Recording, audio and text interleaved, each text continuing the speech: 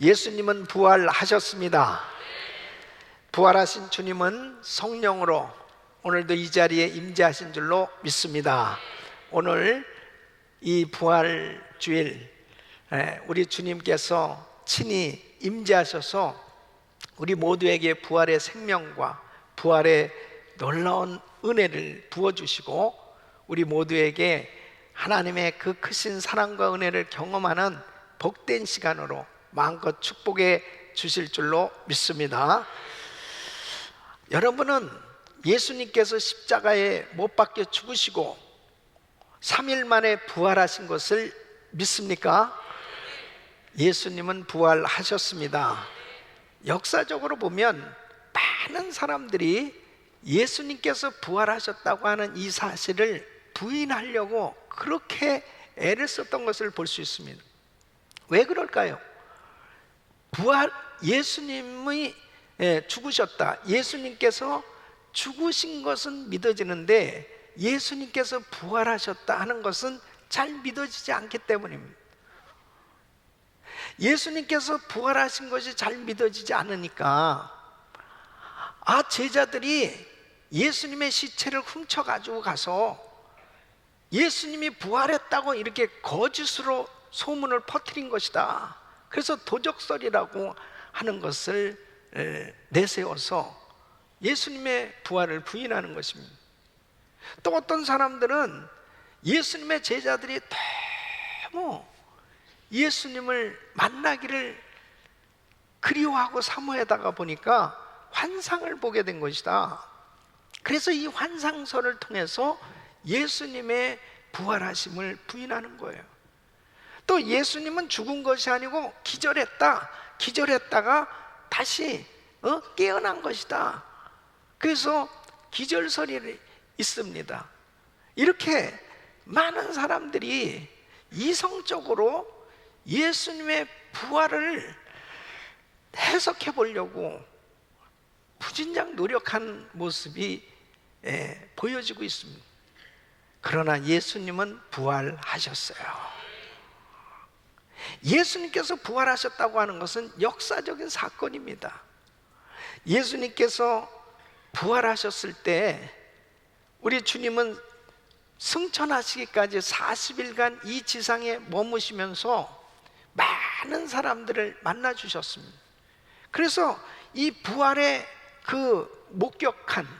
예수님의 부활을 목격한 증인들이 얼마나 많은지 모릅니다. 요한복음 24장에 보면은 예수님께서 부활하신 것에 대해서 처음 목격자가 있어요. 처음 목격자가 누굽니까? 예수님께서 부활하신 것을 제일 먼저 목격한 사람이 누구예요? 막달라 마리아입니다. 재미난 얘기가 있어요. 제일 먼저 예수님께서 부활하신 것을 목격한 사람이 수제자 베드로도 아니고 사랑하는 제자 요한도 아니고 왜 막달라 마리아 여인에게 예수님께서 이렇게 먼저 보여주셨을까? 여자의 입이 싸기 때문에. 그래서 나가서 동네방네 예수님 부활했다, 예수님 부활했다, 예수님의 부활을 이게 소문을 내야 되는데, 남자들 보세요. 실제로 마가복음 16장에 보면은 이제 이 막달라 마리아가 와서 예수님 부활했다고 그러니까 너 미친 소리냐 너 그거? 그리고 믿지 않았다고 그랬습니다. 그러다 진짜 예수님 부활했다니까 역시 믿지 아니하더라 그랬어요. 남자들이 이래요 보통. 내가 확인해 보기 전에는 모르겠다. 근데 여러분 고린도전서 15장 5절로 8절에 보면은 이제 게바가 누구예요? 베드로에게 보여주셨습니다. 그 후에 12 제자에게 보여주시고 또 일시에 500여 형제에게 보여주셨다고 그랬습니다. 그리고는 또 야고보에게도 7절 보면 야고보에게도 보여주시고 그 후에 모든 사도에게와 이제 사도 바울도 부활하신 주님을 만났다고 그렇게 증거하고 있습니다. 여러분 예수님은 부활하셨어요. 자, 그러면 정말 우리 부활하신 예수님의 몸은 어떠하셨을까 하는 거죠. 궁금하잖아요. 예수님이 어떤 모습으로 부활하셨을까? 첫째는 살과 뼈가 있었습니다. 예수님은 영으로 부활하신 것이 아니고 육체로 부활하신 거예요. 그래서 누가복음 24장 38절 39절 보면 예수께서 가라사대 어찌하여 두려워하며 어찌하여 마음에 의심이 일어나느냐? 내 손과 발을 보고 나인 줄 알라. 또 나를 만져보라. 영은 살과 뼈가 없으되 너희 보는 바와 같이 나는 있느니라. 그랬습니다. 여러분, 제자들이 예수님이 십자가에 못 박혀 돌아가시고 난 다음에 그들이 이 유대인들을 두려워해서 문을 걸어 잠그고 그들이 모여 있었습니다. 그때 예수님이 나타나셨을 때 얼마나 그들이 무서웠겠습니까? 이 유령이 아닌가? 이런 생각으로 놀랐는데 주님께서 놀라지 말라는 거죠.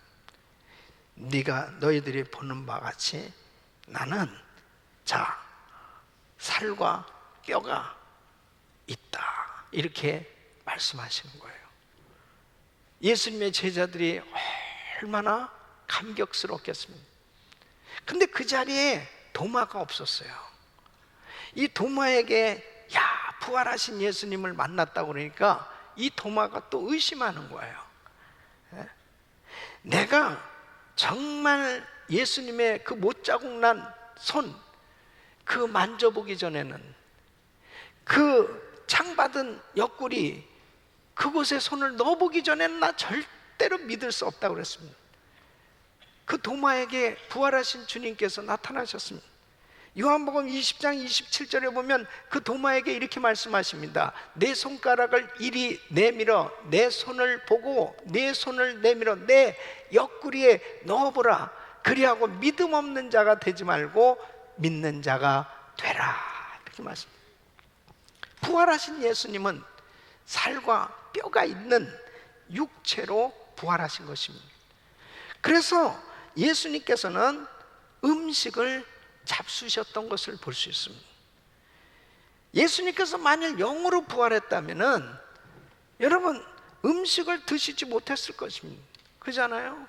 그런데 육체로 부활하셨기 때문에 예수님께서 음식을 나누시는 것, 드시는 것을 볼 수 있습니다. 누가복음 24장 41절로 43절에 보면 저희가 너무 기쁨으로 오히려 믿지 못하고 기이 여길 때에 이르시되 여기 무슨 먹을 것이 있느냐 하시니 이에 구운 생선 한 토막을 드리매 받으사 그 앞에서 잡수시더라 그랬습니다. 요한복음 21장에도 보면 디베랴 바닷가에서 물고기 잡던 제자들을 부활하신 주님께서 만나 주시는 것을 볼 수 있습니다. 근데 예수님께서 조반을 준비하시는 거예요. 그래서 숯불을 펴놓으시고 생선을 구우시고 이 구운 생선과 떡을 주시면서 와서 먹으라. 우리 주님은 육체로 부활하신 줄로 믿습니다. 또 부활하신 우리 주님은 시공간을 초월하셨던 것을 볼 수 있습니다. 시간과 공간을 초월해서 그 초월할 수 있는 몸으로, 그러니까 예수님은 시간과 공간을 초월하신 몸으로 부활하신 거예요. 우리 예수님께서는 뼈와 살이 있는 육체를 가졌지만은 이 시간과 공간을 초월하셔서 자유로이 다니시는 것을 볼 수 있습니다. 참 너무나 놀라운 거죠. 신비한 거죠. 제자들이 다 한 곳에 모여 있었습니다. 이 문을 걸어 잠그고 자기들끼리 참 모여서 사실 그들의 마음에 평안함도 없었고 두려움 가운데 있었어요. 그런데 부활하신 주님이 그냥 문을 열지도 않고 쓱 나타나셨습니다. 이게 쓱이라는 게 이게 중요한 거예요. 쓱 나타나죠. 이 요한복음 20장 19절에 보면은 이날 곧 안식구 첫날 저녁 때에 제자들이 유대인들을 두려워하여 모인 곳에 문들을 닫았더니 예수께서 오사 가운데 서서 가라사대 너에게 평강이 있을지어다. 참 얼마나 놀랬겠어요. 그냥 이렇게 슥 나타나셔가지고 너에게 평강이 있을지어다. 너무너무 놀랐지 않겠습니까? 살과 뼈가 있는 육체를 가지신 주님이신데, 우리 주님은 이렇게 시간과 공간을 초월해서 다닐 수 있는 이 육체로 부활하셨던 것을 볼 수 있습니다. 그래서 예루살렘에서도 나타나셨는데 주님이 어느 순간에 갈릴리에도 나타나신 것입니다. 여러분, 우리 주님은 참으로 신령한 몸으로, 이 영화로운 몸으로 이 부활하셨던 것을 볼 수 있습니다. 그래서 우리 예수님께서는 이제 부활하시고 하늘로 올려오신 것을 볼 수 있습니다. 그래서 우리 주님은 신령한 몸으로 부활하셔서 하늘로 승천하셨던 것을 볼 수 있습니다.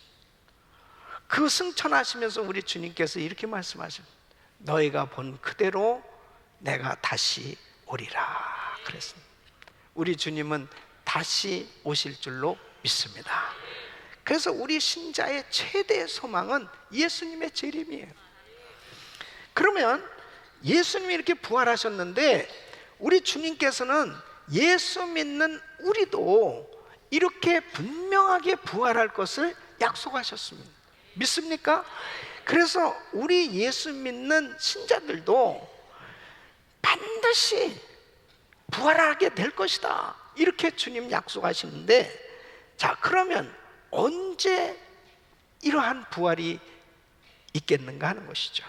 자, 오늘 이 본문 말씀 보면 51절 52절 보면 이렇게 말씀을 하고 있습니다. 보라, 내가 너에게 비밀을 말하노니 우리가 다 잠잘 것이 아니요 마지막 나팔의 순식간에 호련히 다 변화하리니 나팔 소리가 나매 죽은 자들이 썩지 아니할 것으로 다시 살고 우리도 변화하리라 그랬습니다. 그러니까 예수님 재림하실 때 부활할 것을 말씀하십니다. 좀 더 구체적으로요, 데살로니가전서 4장 16절로 17절 보면 주께서 호령과 천사장의 소리와 하나님의 나팔로 친히 하늘로 쫓아 강림하시리니 그리스도 안에서 죽은 자들이 먼저 일어나고 그 후에 우리 살아남은 자도 저희와 함께 구름 속으로 끌어올려 공중에서 주를 영접하게 하시리니 그리하여 우리가 항상 주와 함께 있으리라. 천사장의 소리와 하나님의 나팔로 친히 하늘로부터 강림하실 때, 예수님 재림하실 때 제일 먼저는 죽은 자들, 예수 믿고 죽은 사람들이 먼저 부활하게 됩니다. 그리고 살아있는 사람들이 따라서 예수 믿는 신자들이 부활할 것을 말씀하고 있는 거예요. 그러니까 지금 예수님이 재림하신다 그러면 예수 믿고 이 세상을 떠난 성도들이 먼저 이제 신령한 몸으로, 영화로운 몸으로 부활하고요, 살아있는 예수 믿는 우리도 부활하게 될 줄로 믿습니다. 그날이 반드시 오게 돼 있어요. 네. 자, 그러면 우리는 예수를 믿고 이 땅에 살고 있지만 우리에게는 부활의 생명이 있는 겁니다. 왜 이렇게 아멘이 시원찮아요?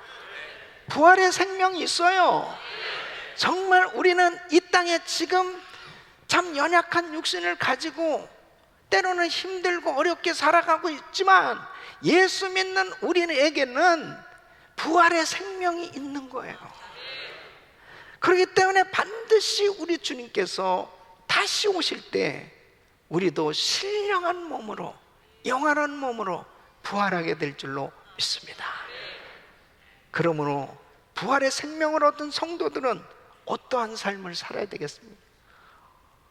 우리는 이제 이 부활을 바라보는, 정말 부활의 소망 가운데 살아가는 성도는 어떠한 삶을 살아야 되느냐 하는 것입니다. 첫째는 감사하는 삶을 살아야 될 줄로 믿습니다. 자, 오늘 이 57절 말씀 우리 한번 같이 읽어보겠습니다. 시작.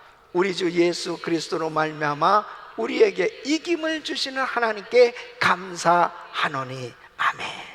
예수님께서는 십자가에 못 박혀 죽으셨어요. 예수님이 죽으셨을 때 사탄 마귀는 사망 권세를 가지고 예수를 십자가에 못 박았어요. 마치 사탄이 사망 권세가 이긴 것 같이 보여지지 않습니까? 그런데 우리 예수님께서 부활하심으로 인해서 사망 권세를 깨뜨리시고 마귀의 권세를 물리치시고 우리 주님이 부활하신 것은 우리 주님의 승리인 줄로 믿습니다. 우리 주님이 부활하신 것은 완전한 승리예요. 그래서 예수 믿는 우리는 예수님께서 부활하심으로 죽임을 이기신 것처럼 바로 우리도 예수님 때문에 사망 권세를 깨뜨리시고 승리하신 주님의 승리가 곧 예수 믿는 우리에게 이 승리가 임한 줄로 믿습니다. 그래서 우리는 승리하게 된 거예요. 죽음을 이길 수 있게 된 거예요. 사망 권세를 이길 수 있게 된 겁니다. 이 세상에 어떤 수준도요 사망을 넘어서진 못합니다. 다 모든 인생은 죽음 앞에 다 두려워할 수밖에 없고요, 죽음 앞에서는 모두가 다 겸손해질 수밖에 없습니다. 이 세상의 수준은 죽음을 넘어설 수 없어요. 그런데 우리 예수님이 죽음을 물리치시고 승리하셨기 때문에 우리는 죽음 앞에서도 당당할 수 있는 겁니다. 그래서 성도는 죽어도 살겠고, 무릇 살아서 나를 믿는 자는 영원히 죽지 아니하라. 우리 주님께서 말씀하신 그대로 부활의 생명을 가진 우리는 항상 감사하며 살아야 될 줄로 믿습니다. 부활하신 우리 주님, 그 주님께서 우리에게 이 놀라운 은혜를 주신 것입니다. 얼마나 감사한지 몰라요. 저는 우리 중학교 3학년 때 우리 아버님께서 갑자기 뇌혈열로 세상을 떠나시게 됐습니다.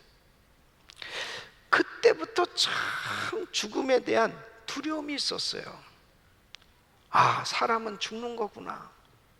가장 가까운 아버지가 세상을 떠나니까, 그것도 갑자기 건강하셨던 분이 갑자기 세상을 떠나니까 죽음이라는 것이 남에게만 있는 것이 아니고, 우리 집안에도 이렇게 죽음이 있구나. 우리 아버지도 우리 아버지가 세상을 떠나고 나니까 그 죽음에 대한 생각이 더 확실해진 거예요. 근데 저는 참 우리 할머니의 사랑을 많이 받았거든요. 그 다음에 할머니가 세상을 떠났습니다. 그러니까 더 죽음에 대해서 죽음이 남의 얘기가 아니구나, 너무나 현실로 이렇게 와닿았어요. 그러면서 점점 장성하게 성장해 가면서도요, 항상 한편으로는 죽음에 대한 두려움 같은 게 있었어요. 그런데 예수를 믿고 난 다음에 이 죽음에 대한 두려움이 사라졌어요. 죽어도 살겠고. 예수 믿는 성도는 영원히 사는 걸 믿으셔야 돼요. 죽음이라고 하는 것은 영과 육의 분리예요. 그래서 이 육체는 이 땅에 매장되지만 이 구원받은 영은 하늘나라 천국으로 그냥 이어지는 거예요. 믿습니까? 사망 권세를 이기시고 부활하신 주님은 우리에게 진정한 승리를 주신 줄로 믿습니다. 그래서 이김을 주시는 하나님께 감사하노니.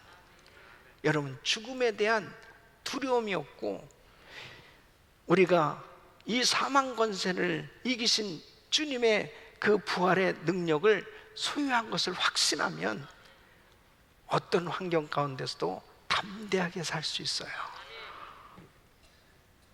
두 번째는 견고하고 흔들리지 않아야 됩니다. 견고하며 흔들리지 말며 그랬습니다. 자, 58절 우리 한번 같이 읽어보겠습니다. 시작. 그러므로 내 사랑하는 형제들아 견고하며 흔들리지 말며 그랬습니다. 네. 부활의 신앙을 가져야 흔들리지 않는 신앙생활이 가능한 겁니다. 여러분, 이 세상은 우리의 신앙을 흔드는 환경들이 너무 많아요. 두려운 일들이 참 우리 주변에 많이 발생하고 있습니다.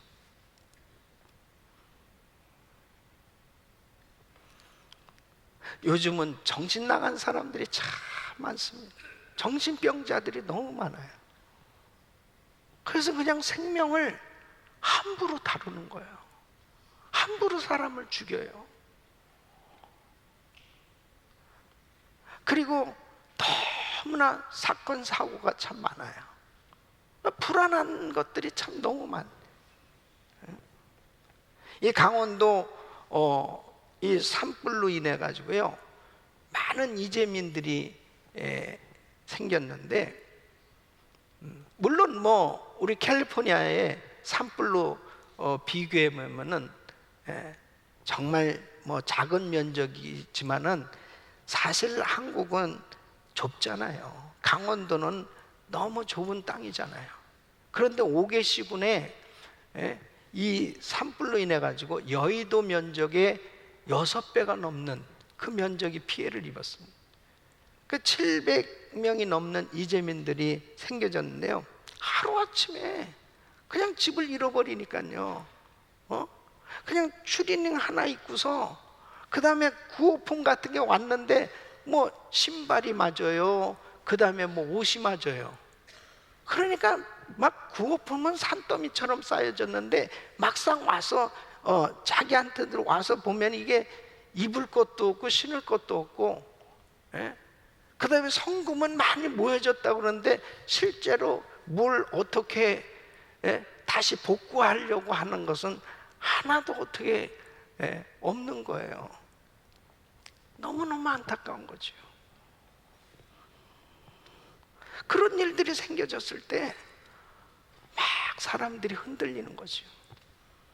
낙심하고 실망하고 좌절하고, 그리고 포기하고 싶은 그런 생각 가운데 우울증도 들고 생기고 병이 생기고 스트레스를 받고. 그런데요, 예수 믿는 성도는, 부활의 신앙을 가진 사람은 다시 일어날 수 있는 거예요. 다시 회복될 수 있는 거예요. 우리 대한민국이 6.25 전쟁 후에는요 에티오피아 다음으로 못 사는 나라였습니다. 완전히 전 국토가 다 황폐하게 된 거 아닙니까? 전쟁으로 인해서 모든 건물이 다 파괴됐지 않습니까? 온통 고아들과 거지들로 가득 찬 나라였지 않습니까? 그 가운데서 선교사님들이 전해준 복음, 바로 교회들은, 성도들은 그 가운데서도 모여서 기도했어요. 그 가운데서도 하나님을 의지했어요. 부활하신 그 주님의 그 놀라우신 은혜를 경험할 때 용기를 잃지 않고 그 가운데서도 헌금해서 성전을 건축하고요, 그리고 선교하고 나눠주고 베풀면서 하나님의 은혜로 대한민국은 세계 10위권에 들 만큼 경제 강국으로 부흥한 줄로 믿습니다. 놀랍잖아요. 놀랍잖아요. 견고하며 흔들리지 않는 신앙은 부활 신앙을 가져야 회복될 수 있어요. 다시 일어날 수 있다. 다시 회복될 수 있다. 또 뿐만 아니라 부활 신앙은 저 영원한 천국을 바라보는 거예요.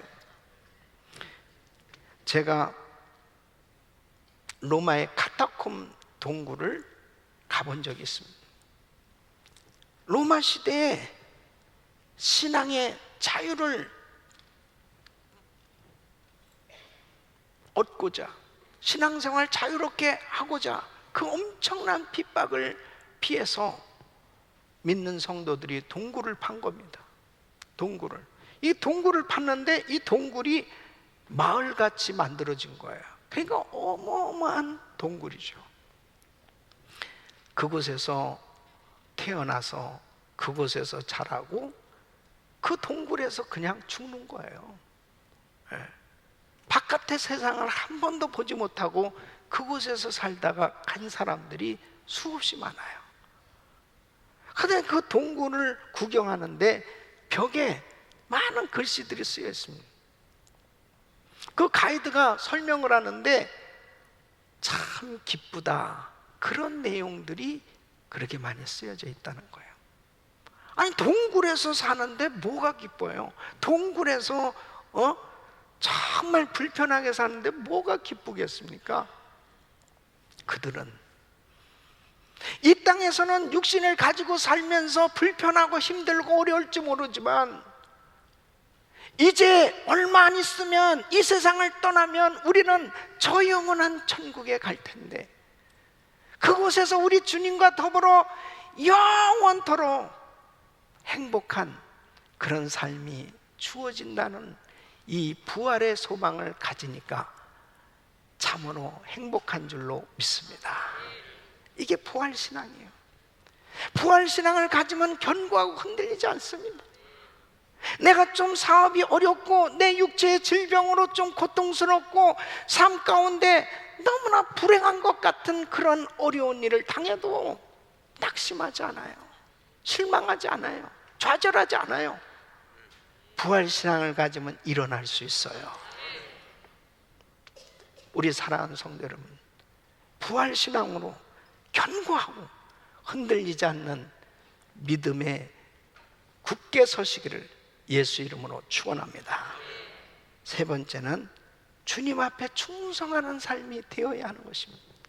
자, 58절 우리 같이 큰 목소리로 읽습니다. 시작. 그러므로 내 사랑하는 형제들아, 견고하며 흔들리지 말며 항상 주의 일에 더욱 힘쓰는 자들이 되라. 이는 너희 수고가 주 안에서 헛되지 않은 줄을 알미니라. 아멘. 부활신앙을 가진 사람은 주님 앞에 충성하는 삶이 될 수 있습니다. 여러분, 이 부활의 신비한 비밀을 깨달은 사람은 이 세상에 안주할 수가 없어요. 이 세상에서 참으로 좋은 것을 가졌다고 해서, 이 세상에서 참으로 내가 누릴 수 있는 모든 것을 다 얻었다고 해서 그냥 세상에 빠져 있을 수 없어요. 세상에 결단코 안주하고 나태하고 태만하게 살 수 없습니다. 왜? 하늘나라, 그 영원한 천국에 우리는 누구나 다 가야 될 텐데, 그 영원한 천국에 가게 되면 반드시 이 땅에서 한 모든 일들이 그대로 다 드러나는 날이 온단 말이에요. 그래서 오늘 이렇게 말씀하시는 것입니다. 견고하며 흔들리지 말며 항상 주의 일에 더욱 힘쓰는 자들이 되라. 이는 너희 수고가 주 안에서 헛되지 않은 줄을 알미니라. 그래서 사도 바울은 복음 전하면서 그렇게 엄청난 시험과 환난과 핍박을 당하고 나중엔 죽임까지 당했잖아요. 그러나 이후로는 나를 위하여 의의 면류관이 예비되었으므로 기쁨으로 가래맞아 순교하기까지 그렇게 담대할 수 있었던 것은, 끝까지 복음을 전하며 주님 앞에 충성할 수 있었던 것은 부활신앙을 가졌기 때문에. 여러분, 계시록 22장 12절에 보면 보라, 내가 속히 오리니 내가 줄 상이 내게 있어 각 사람에게 그의 일한 대로 갚아 주리라. 결단코 이 땅에서 주님 앞에 한 모든 일들 헛되지 않습니다. 하나님 나라 가면 다 상급으로 보상받게 되는 줄 믿습니다. 이 놀라운 약속을 우리는 가지고 있는 사람들이에요. 그런데 우리가 어떻게 게을릴 수 있습니까? 정말 이 짧은 인생을 살아가면서 나에게 주어진 이 시간, 나에게 주어진 이 환경 가운데 어떻게 해서든지 하나님 앞에 섰을 때 정말 칭찬받을 수 있는 그런 삶으로 우리는 이 땅에서의 삶이 기념비적인 삶으로 만들어져야 될 줄로 믿습니다. 히브리서 11장 24절 26절 보면 모세는 바로의 왕궁에서 결단과 평안한 삶이 될 수도 있었지만, 모세는 그 평안한 삶이 될 수도 있었지만 상급의 비밀을 깨달았기 때문에 그의 삶은 하늘의 상급을 바라보는 삶이 되기 위해서 그런 평안한 삶을 거절했다고 말씀하고 있습니다. 믿음으로 모세는 장성하여 바로의 공주의 아들이라 칭함을 거절하고 도리어 하나님의 백성과 함께 고난받기를 잠시 죄악의 낙을 누리는 것보다 더 좋아하고 그리스도를 위하여 받는 능욕을 애굽의 모든 보화보다 더 큰 재물로 여겼으니 이는 상주심을 바라봄이라. 우리 성도님들 가운데서도 이렇게 보면 참 선교를 위해서, 복음 전하는 일을 위해서, 또 하나님의 나라를 위해서, 또 하나님의 교회를 위해서 참 아름답게 자기를 희생하고 참 자기를 버리고 자기의 귀한 것들로 참 아름답게 섬기는 모습들 너무나 감사해요. 근데 그것이 삶의 지혜더라고요. 뭐가 삶의 지혜인가? 내가 오늘 이 세상을 떠나도 반드시 우리는 갈 곳이 있는데 이 부활의 생명을 가진 우리가 그냥 막 살 수가 없는 거예요. 그냥 되는 대로 살 수가 없는 거예요.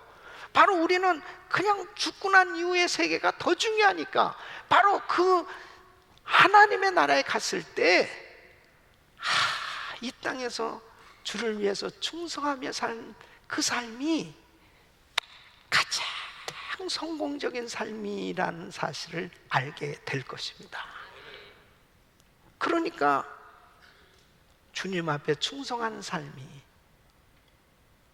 후회하지 않는 삶이 되어지고, 그리고 나의 인생을 가장 가치 있고 보람된 인생으로 만들 수 있는 그런 축복의 삶이 되는 줄로 믿습니다. 우리 교회가요, 지금 58개국에 지금 300여 명의 선교사님들이 나가 사역하고 있는데, 뭐 선교지마다 다 선교비를 보내야 되고 참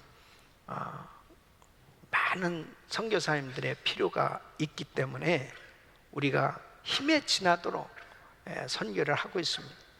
그런데 그 선교지 가운데 우리가 사실 선교비를 안 보내는 딱 한 나라가 있어요.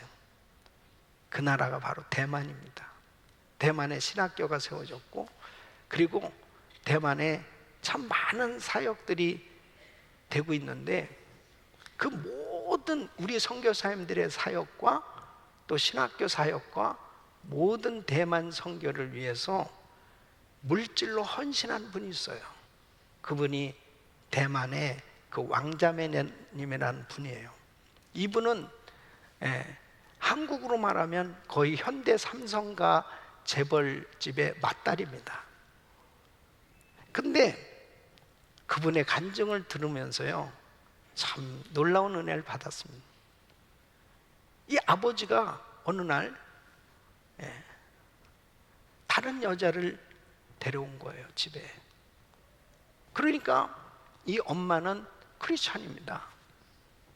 그러니까 이 엄마가 자녀들을 데리고 미국으로 가겠다는, 그러니까 이 아버지, 재벌 회장이죠. 이 아버지가 단호하게 이렇게 얘기합니다. 그 아버지는 예수를 안 믿죠. 단호하게 얘기합니다.